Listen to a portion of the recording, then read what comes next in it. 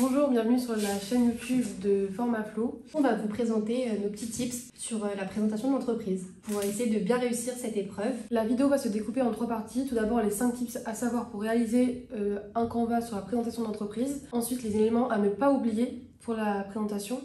Et enfin, le passage à l'oral, comment il doit se dérouler.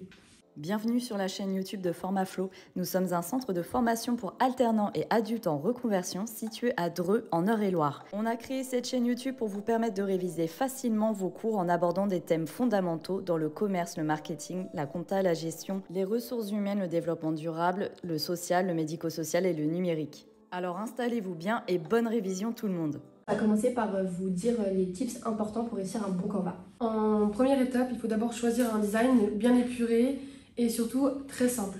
Après, il est aussi important de bien le mettre aux couleurs de votre entreprise, de aussi choisir un fond assez clair et une police sombre. Il est important de ne pas mettre un fond très sombre qui va attirer l'œil, vraiment du clair et du simple. Deuxième étape, il faut faire attention à la police, donc qu'elle soit identique sur toutes les slides et la même taille également. Ensuite, il est important d'imaginer votre présentation, mettre des petits dessins, des petits logos, vraiment pour donner envie. La relecture est essentielle car la présentation Canva n'est seulement un appui.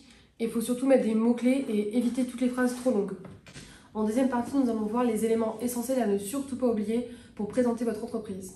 Donc le premier tip, c'est qu'il faut que vous présentiez votre entreprise comme si personne ne la connaissait. En deuxième tip, il est important de faire une analyse macro-environnement de votre entreprise afin de savoir où elle se situe sur le marché. Ajoutez le plan de votre magasin en détaillant bien toutes les zones. Pour ensuite faire une zone de chalandise afin de cibler votre clientèle. En cinquième étape, présentez votre rayon et n'oubliez surtout pas son chiffre d'affaires. Sixième tips, finissez par un FFOM afin après d'introduire vos fiches. Troisième partie, nous allons voir les 5 choses à savoir pour le passage à l'oral.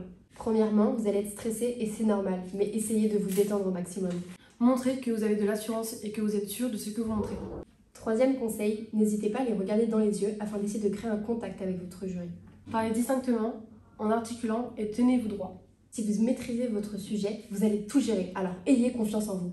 Souriez, n'oubliez pas, les 20 premières secondes sont les plus importantes. Et pour finir, n'oubliez pas, l'originalité fera la différence. On espère que la vidéo sur nos petits conseils sur la présentation d'entreprise vous aura plu. Et vous aura aidé. Si vous avez des conseils à ajouter, n'hésitez pas à les mettre en commentaire. Et on se retrouve bientôt pour une nouvelle vidéo.